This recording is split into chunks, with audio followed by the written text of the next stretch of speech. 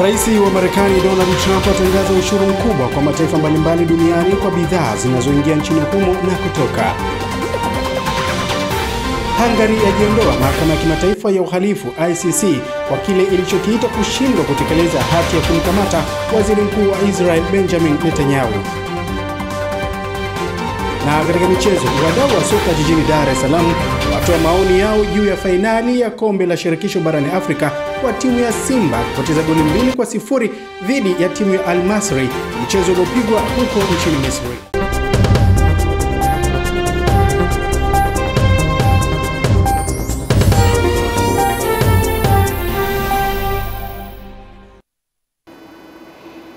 Naam, mtazamaji hujambo na habari za wakati huu. Nikukaribishe katika habari ya kutwa nzima leo ambapo utakuwa nami Lulu Ali, lakini katika upande wa michezo na burudani utakuwa naye Filipina Ndwata ambaye atakuja kukupasha zaidi. Karibu tu sote. Na tukao kwanza tuangazie huko mjini Washington. Rais wa Marekani Donald Trump ametangaza ushuru mkubwa kwa mataifa mbalimbali katika kile alichokiita siku ya ukombozi, na hivyo kuzidisha hofu kutokea kwa vita vya kibiashara duniani. Washirika mbalimbali wa Marekani wameguswa na hatua hiyo. Nchi za Umoja wa Ulaya zimewekewa ushuru wa 20% kwa bidhaa zinazouzwa nchini Marekani, huku China ikiwekewa 34% na nchi ya kusini mwa Afrika Lesotho ikiwekewa kiwango cha ushuru wa 50%. Mwandishi wetu ametuandalia taarifa zaidi. Mataifa mbalimbali ikiwa ni pamoja na Uingereza, Brazil, Mexico, Australia, Uswizi, Poland na mengineyo yamekosoa hatua hiyo ya Trump, huku baadhi yakisema si ishara ya urafiki na yako tayari pia kujibu mapigo.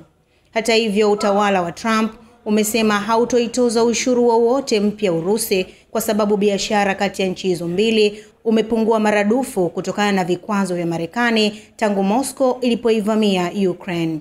Mapema mwaka huu Trump aliwaagiza maafisa wake kuandaa mpango wa kile kiitwacho ushuru wa malipizano kwa bidhaa zinazoingia Marekani, akitekeleza ahadi yake ya kampeni ya jicho kwa jicho kwenye masuala ya kibiashara ya ulimwengu.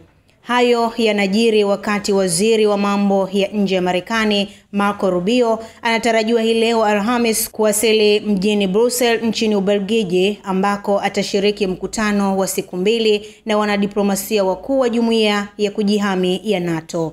Ziara ya Rubio itafanyika wakati washirika wa Marekani kwenye muungano huo wa kijeshi wakiwa na wasiwasi mkubwa kuhusu sera za utawala wa Rais Donald Trump, hasa kutokana na ukaribu wake na rais wa Urusi Vladimir Putin na hatua zake za ushuru.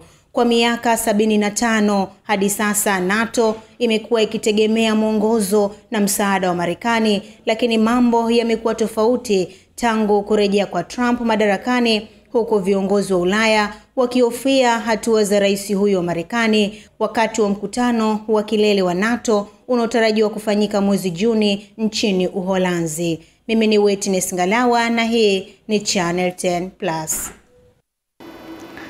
Naam, mtazamaji, huyo ni mwanahabari wetu Witness Ngalawa akitujuza kinachohusiana kuhusiana na huko Marekani. Lakini kuhusiana na hilo pia vile hapo awali ilizungumza na mchambuzi wa masuala ya kidiplomasia na uchumi kutoka jijini Dar es Salaam Majid Mjengwa juu ya sakata hilo la Marekani kutangaza viwango vya ushuru kwa bidhaa zinazoingia na kutoka nchini Marekani. Kwa nini tangazo hilo limekuja wakati huu?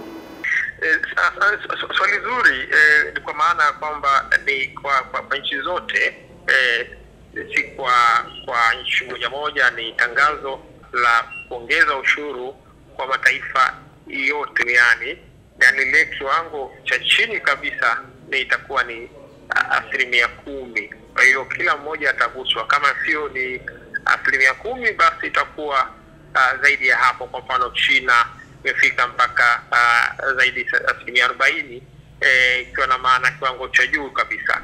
Lakini umetaja pia Urusi haikuguswa kwa sababu Urusi imesemwa yenyewe imeshawekewa vikwazo vya kiuchumi. Kwa hiyo hawana haja ya kufanya tena au kuongeza vikwazo vingine. Lakini kwa mataifa mengine hususan mataifa ya China na yale yenye uzalishaji wa bidhaa nyingi zinazokwenda katika Marekani yameathirika kikubwa, kwa maana ya kupoteza sasa nafasi kuuza bidhaa zao na kupata faida.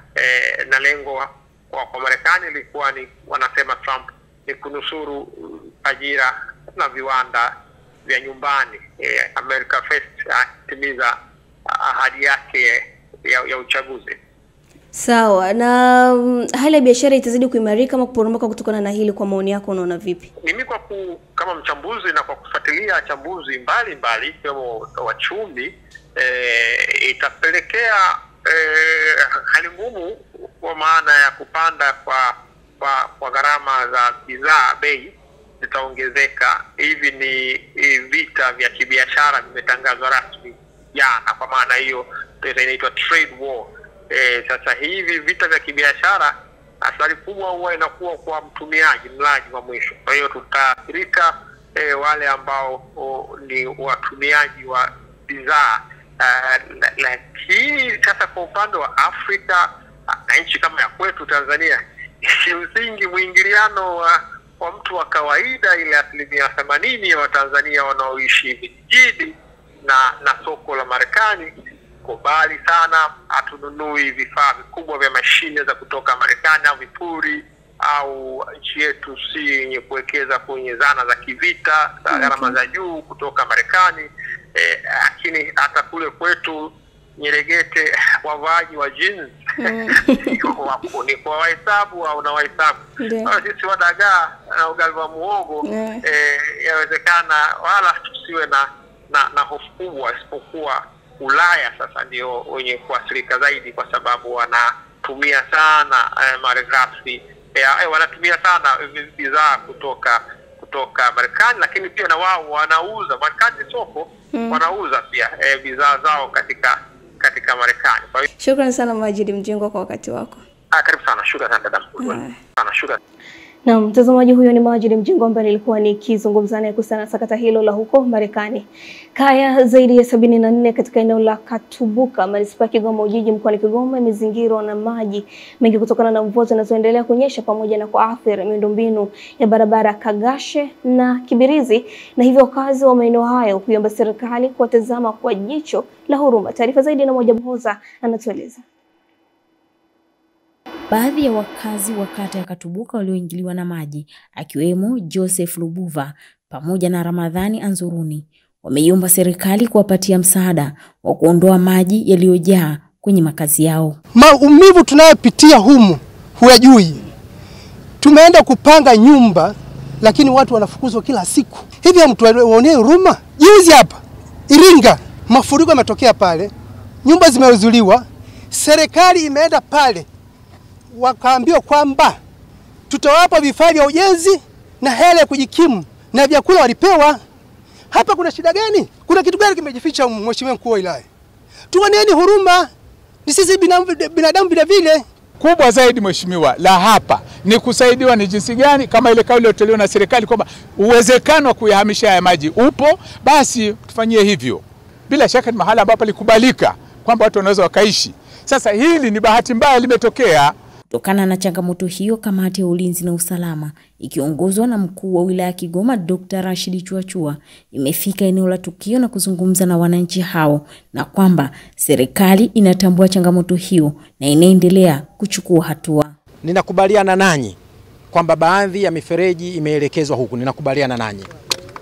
Lakini nataka nikubaliane pia na taarifa za wataalamu kwamba eneo hili liko chini ukilinganisha na maeneo mengine. Kama kusingekuwa na watu, serikali singeleta miundombinu. Na kwa nini nyinyi mmekuja kuishi huku pamoja na mambo mengine? Ni kwa sababu kulikuwa kuna viwanja na mmeuziwa na hati zipo. Katika kipindi hiki ambacho hatuwezi kusema kwamba maji yale yanaweza kuondoka kesho, ni muhimu kuendelea kuchukua tahadhari, kwa sababu hata tufanyeje hatuwezi kusema kwamba kesho maji yale yanaweza kuondoka. Lakini haina maana kwamba serikali imekaa kimya. Mkurugenzi wa manispaa amepeleka andiko serikalini la kueleza hali halisi ya eneo hili na kwa nini tuwe na mfereji mkubwa wa kuondoa haya maji. Na andiko limepokelewa, hatua zinaendelea kuchukuliwa. Kwa upande wa miundombinu ya barabara ambayo imevamiwa na maji, mkuu wa wilaya Dr. Rashid Chuachua ameagiza zifungwe mara moja kuepusha athari ikiwemo maafa. Barabara halisi haionekani Kwa hivyo tutaweza kuifunga kwa muda na badala yake tutatumia zile barabara mbadala mpaka pale tutakapopata suluhu ya maji kuondoka kwenye barabara hii. Mwajabu Hoza, Channel 10, Kigoma. Idadi ya waliofariki katika tetemeko la ardhi lililoikumba Myanmar imepindukia watu 3,000 sasa kulingana na utawala wa kijeshi nchini humo. Idadi ya waliofariki sasa imefikia watu 3,085 huku wengine zaidi ya 4,700 wakiwa wamejeruhiwa na 341 hawajulikani waliko. Shirika la Afya Dunia WHO linasema joto jingi na mvua kubwa nchini humo vinaweza kusababisha mlipuko wa magonjwa miongoni mwa manusura wa tetemeko hilo la ardhi ambao wanaishi kwenye kambi zilizo eneo la wazi. WHO imesema kuna hatari ya kuzuka kwa kipindupindu na magonjwa mengine katika maeneo yaliyoathirika zaidi kama Blandey, Sangeng na mji mkuu wa Naitwai. Shirika la afya linasema linaandaa misaada ya kiutu yenye thamani ya dola milioni 1. Tetemeko hilo lililotokea Ijumaa iliyopita lilipiga eneo ambalo ni makao ya watu milioni 28 ambalo liliangusha majengo kama hospitali na kuacha wengi bila chakula, maji na makao. Wafugaji wa ng'ombe katika kijiji cha Lwamgasa wilayani Geita wamelalamika vitendo vya kukamatwa na kutozwa pesa nyingi pindi mifugo yao inapoingia kwenye pori la hifadhi katika eneo hilo, huku wakiomba serikali kuliachia eneo hilo kwa kuwa kijiji hicho lakini sehemu nyingine ya malisho. Mrisho Sadik ana taarifa zaidi kutoka huko Geita. Wametoa kilio hicho mbele ya mwenyekiti wa CCM mkoa wa Geita. Alianza ziara ya kusikiliza na kutatua kero za wananchi mkoani humo, ambapo amesema kijiji hicho kwa sehemu kubwa kimezungukwa na shughuli za uchimbaji wa madini ya dhahabu na kwamba hakuna eneo lingine kwa ajili ya kilimo na ufugaji tofauti na pori hilo. Tumeshakuwa wafanya biashara wao, kila siku tunakamuliwa. Juzi tumekamata ng'ombe 100. Juzi yani kila siku waheshimiwa ng'ombe zimeisha. Na hii forest hii maji yako kule Lwamgasa, hii maji yote yako pale hifadhi pale. Jamani tufanyaje? Hii 100,000 kwa kile kichwa cha ng'ombe zinafikishwa serikalini au ziko mifukoni mwa watu? Hao vijana wetu hao mpaka tupige watu uwe ndio watueleweke. Mkuu wa wilaya Geita Hashim Komba amesema pori hilo lina ukubwa wa hekta 28,000 na kwamba zimetengwa hekta 10,000 kwa ajili ya kilimo na ufugaji, wakati serikali ikiendelea kuweka utaratibu mzuri wa kuwagawia wananchi rasmi. Maamuzi ambayo yapo ndani ya serikali ni kwamba kama kilio cha wananchi ni wao kufanya kilimo, hebu tutafute namna bora ambavyo wananchi wetu wa Lwamgasa wanaweza wakaendelea kufanya shughuli za kilimo kwenye eneo lile bila kuathiri dhana ya uhifadhi unaoendelea kwenye msitu ule. Tunaye mkuu wa wilaya mwamba kweli kweli. Sisi hatutakuwa tayari mkuu wetu wa wilaya akwame. Atakayetaka kumkwamisha tutadala naye moja kwa moja. Mwenyekiti wa CCM mkoa wa Geita Nikolausi Kasendamila amemwagiza mkuu wa wilaya Geita kuhakikisha anatatua kero zote zilizowasilishwa na wananchi kwenye mkutano huo kwa wakati. Na haya mambo ni makubwa, kuyafanya kwa siku moja haitawezekana. Panga siku moja kwamba leo nakwenda Lwamgasa kushughulikia kero ya wakulima na wafugaji. Na Chama cha Mapinduzi hatutaki watu hao wapate shida. Kutoka Geita, mimi ni Mrisho Sadik. Serikali imesema itaendelea kuzipita leseni za utafiti wa madini ya shaba ambazo hazifanyi kazi maeneo mbalimbali nchini na kuzigawa kwa wachimbaji wadogo ili waendelee na uzalishaji kwa lengo la kujikwamua kiuchumi na kuingiza serikali mapato. Taarifa ya Pimakuta Polinari inasoma hapa studio. Hayo yameelezwa na Waziri wa Madini Anthony Mavunde akiwa wilayani Chunya mkoani Mbeya na kumwagiza Katibu Mkuu wa wizara hiyo kufanya uchunguzi ili kubaini wamiliki wa leseni za uchimbaji ambazo shughuli haziendelei kwenye migodi na kuwapatia wachimbaji wadogo leseni hizo. Naye mkurugenzi wa kampuni ya Mast inayojishughulisha na uchenjuaji wa shaba Geoffrey Kente akaeleza mikakati ya kampuni hiyo kuhusu uchimbaji wa madini ya shaba. Kuendelea kuzipitia tena leseni zote za utafiti kubwa ambazo hazifanyi kazi, ambazo watu wameshikilia maeneo, zirudishwe serikalini, tuzigawe kwa wachimbaji wadogo, na hasa zile za madini ya shaba tuzigawe kwa wachimbaji wadogo ili waweze kuwa sehemu ya wazalishaji wakubwa wa mahitaji ya raw materials katika kiwanda chenu hichi. Mmeshaajiri zaidi ya watu 180 hivi sasa. lakini muikumbuke sana jamii inayowazunguka. Wananchi wa Mbugani wapeni kipaumbele. Kupitia watu tofauti tofauti katika maeneo ya hapa na maeneo ya jirani, na bahati nzuri tumeona kopa ipo, lakini kwa huku bado ni changamoto kwa sababu watu wote walikuwa wanafikiria dhahabu kuliko haya madini mengine. Lakini tumeanza uhamasishaji huo na tuna uhakika tutaendelea. Kwa upande wake diwani wa kata ya Mbugani wilaya ya Chunya Bosco Mwanginde pamoja na mambo mengine ameeleza manufaa yatokanayo na uwekezaji katika maeneo hayo. Hatua tuliyofikia ni hatua ambayo hata mwananchi mwingine anaona kwamba tulichokuwa tunapigania kama viongozi basi imeanza kutoa manufaa. Kwa sababu sasa hivi vijana wengi wanafanya kazi ndogo ndogo hapa, lakini wakina mama wanapata fedha kidogo kwenye maeneo ya mama tilie, kwa sababu wafanyakazi wanaofanya hapa wengi wanaishi kule kwenye jamii. Mimi ni Witness Ngalawa na hii ni Channel 10. Hungary imesema imejiondoa kutoka kwenye mahakama ya kimataifa ya jinai ICC. Hungary imetangaza hayo muda mfupi baada ya waziri mkuu wa Israel Benjamin Netanyahu aliyetolewa waranti wa kukamatwa na ICC kuwasili nchini humo kwa ziara ya kitaifa. Kama wanachama mwanzilishi wa ICC, Hungary kimsingi ina jukumu la kumkamata na kumwasilisha bila mahakama hiyo mtu yeyote aliyetolewa waranti ya kukamatwa, lakini Orban aliweka wazi kwamba hatoheshimu uamuzi wa ICC ambao aliuita usiokubalika. Waziri Mkuu wa Hungary Viktor Orban alimwalika Netanyahu mjini Budapest mwezi Novemba, siku moja baada ya ICC kutoa waranti huo wa kumkamata kwa madai ya uhalifu wa kivita huko Gaza, ambako Israeli ilianzisha mashambulizi baada ya wanamgambo wa Hamas kufanya shambulizi mnamo Oktoba 7. Na mtazamaji, na hivi ndivyo linavyohitimisha katika upande wa habari ya kutwa nzima leo, na muda mfupi ujao tutaungana na Filipina Ndota katika upande wa michezo na burudani. Endelea kubaki nasi, hii ni Channel 10+.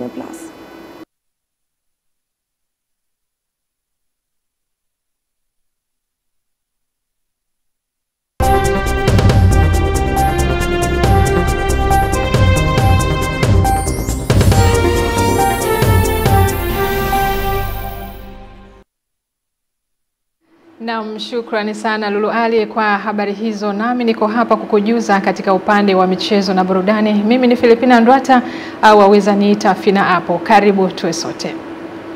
Na mtazamaji, moja kwa moja tunaanzia huko mkoani Tabora. Jeshi la polisi mkoani Tabora limemwacha kwa dhamana meneja wa habari na mawasiliano wa klabu ya Yanga Ali Shabani Kamwe baada ya kumshikilia tangu jana Machi 2 mwaka 2025.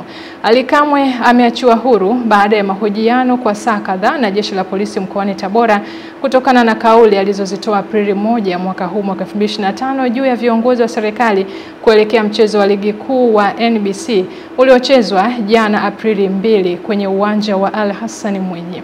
Taarifa zinaeleza kuwa Kamwe alikamatwa majira ya saa 9 usiku wa kuamkia leo Aprili 3 na baada ya mahojiano ameachiliwa huru. Mara baada ya kuachiliwa huru akazungumza na waandishi wa habari.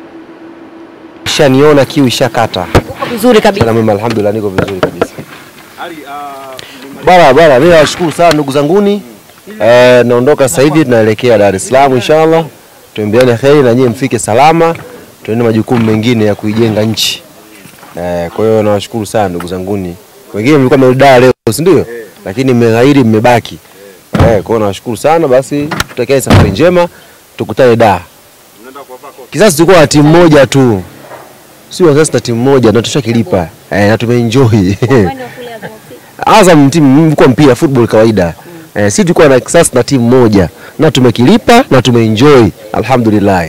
Kila mwana Yanga na raha. Jana tumekula asali vizuri kabisa. Hiyo ndio kisasi kimeshalipo, tunaondoka nyumbani kupumzika.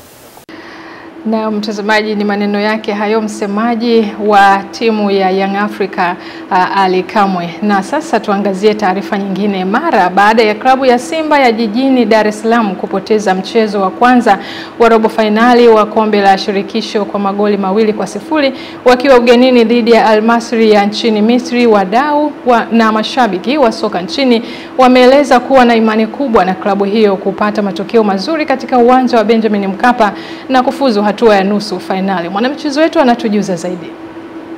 Wakizungumza na kamera ya Channel 10 michezo kwa nyakati tofauti, mashabiki na wadau wa soka jijini hapa wameeleza namna mchezo ulivyokuwa, huku wakionyesha kuwa na imani kubwa na kikosi cha timu hiyo, sambamba na kutoa rai kwa kocha mkuu na benchi la ufundi kuyafanyia kazi mapungufu yaliyojitokeza kwenye mchezo wa jana. Simba jana ilikuwa ni nzuri sana. Unajua kuna tofauti kati ya performance na matokeo.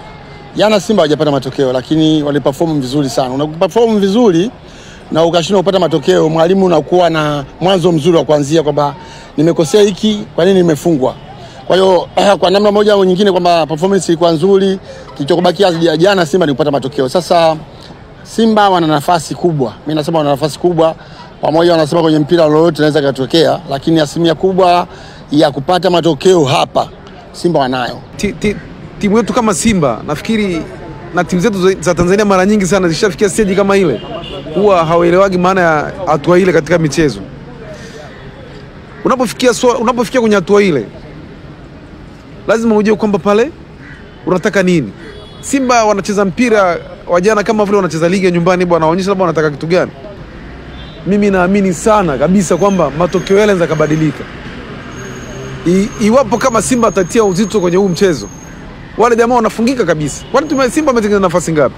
Nafasi zaidi ya 5. Clear chance kabisa. Ni mistake ndogo ndogo tu. Lakini na hakika kwa jinsi timu nilivyoiona alocheza na Simba, wale akija huku tunapiga 4. Na kama unabisha, kama tujaotoka katika uwanja huu, njoo nifuate mimi. Nitakupa $100,000.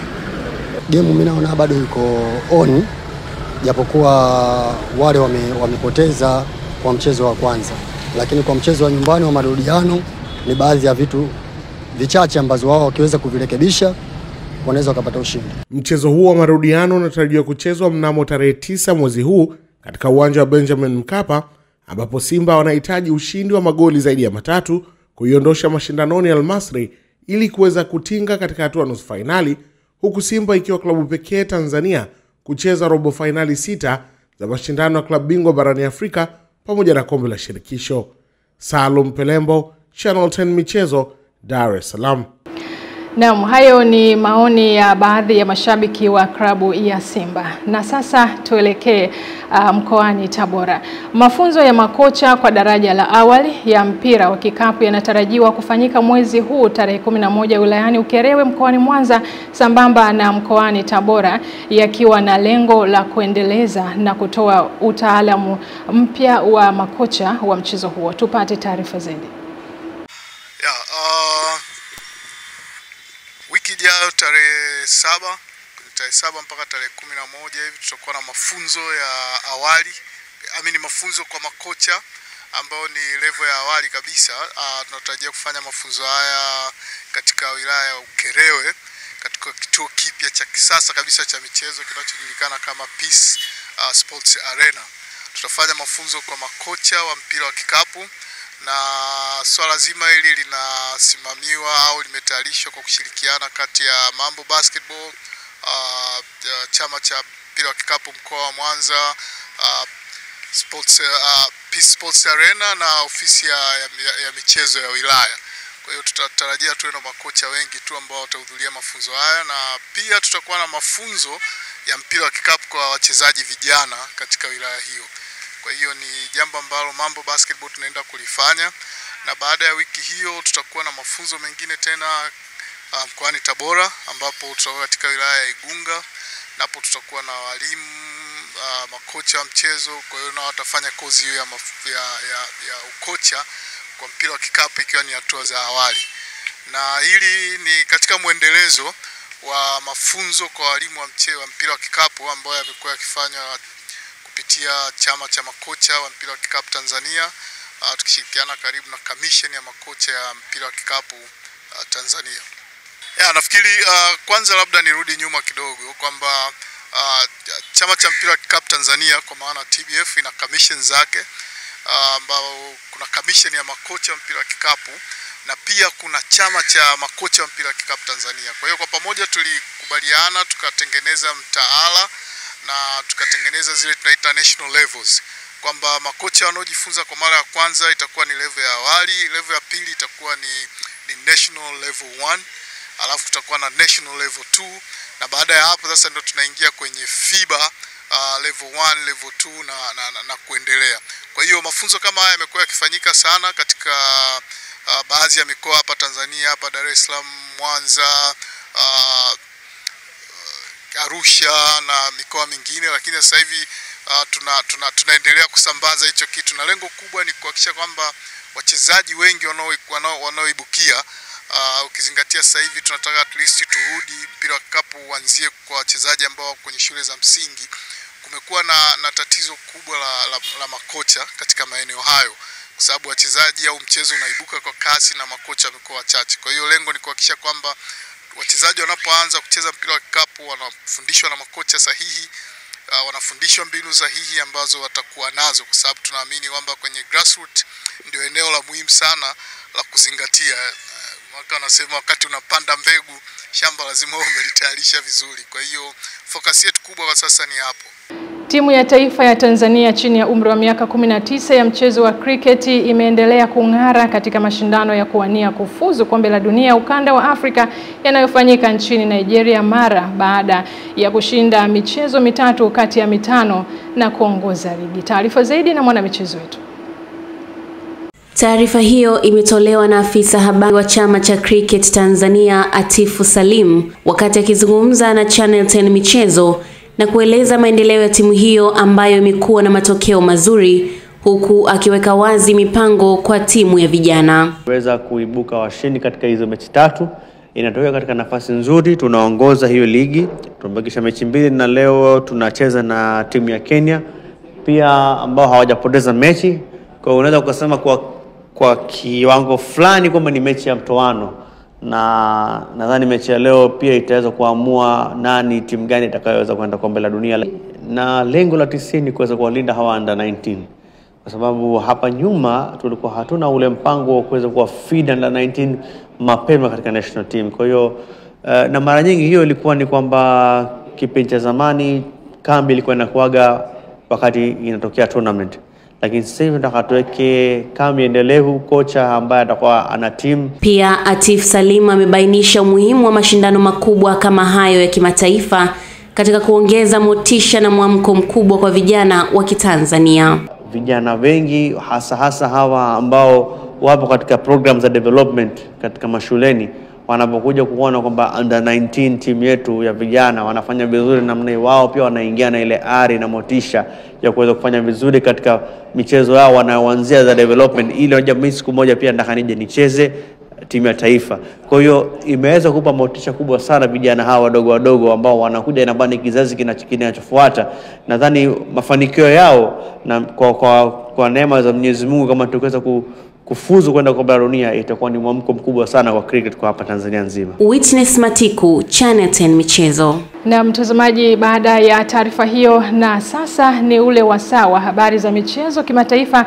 Tuungane na mwanamichezo wetu Witness Alanusingalawa tujuze kunani huko katika upande wa habari za kimataifa michezo. Viwanjani kimataifa, moja kwa moja tunaanza na beki wa Tottenham Hotspur Jadon Spence ameambiwa kuwa achane na England na badala yake achague kuichezea Kenya kwenye soka la kimataifa baada ya kocha Thomas Tuchel kumtosa kwenye uteuzi. Spence amekuwa mmoja wa wachezaji mahiri Spurs msimu huu baada ya kupata nafasi katika kikosi cha kocha Ange Postecoglou.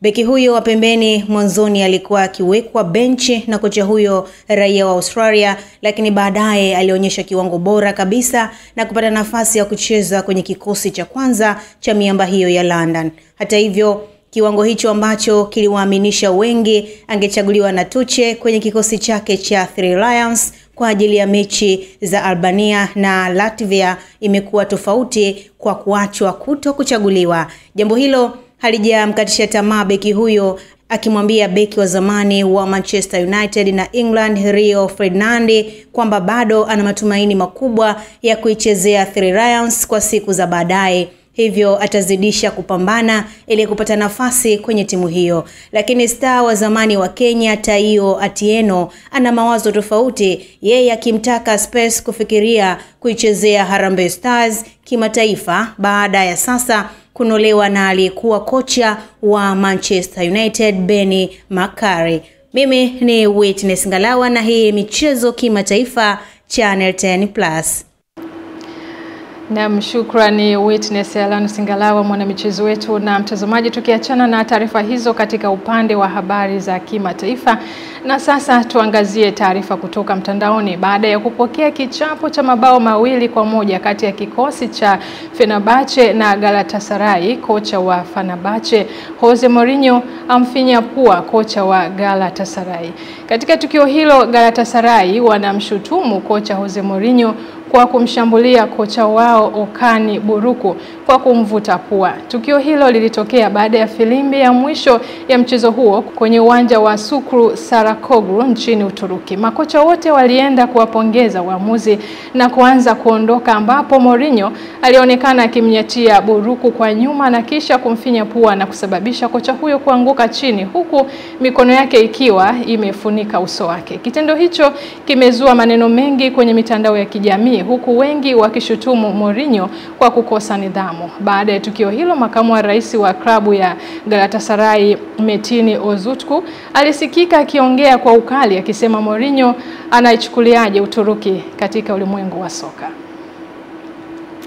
Na hayo basi ni moja ya matukio ambayo hutokea katika upande wa michezo, mpira wa miguu. Mambo mengi huwa yanatokea, lakini hiyo ni moja ambayo ya tukio ambayo lilitokea huko Uturuki. Na mtazamaji, kufikia hapo katika dawati la michezo na burudani, mimi sina la ziada. Ulikuwa nami Filipina Ndwata, waweza niita Fina hapo.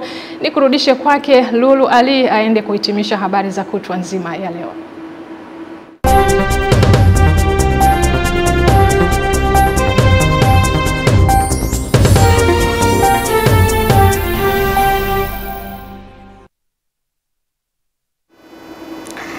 Na mtazamaji, namna hiyo Filipina Ndwata, waweza kumuita Filipina Apple, ndipo anavyohitimisha katika upande wa michezo na burudani. Kukumbusha katika upande wa habari za kutwa nzima leo ulikuwa nami Lulu Hali. Endelea kutufuatilia katika page zetu ya Instagram, Facebook, bila kusahau na YouTube channel kama Plus.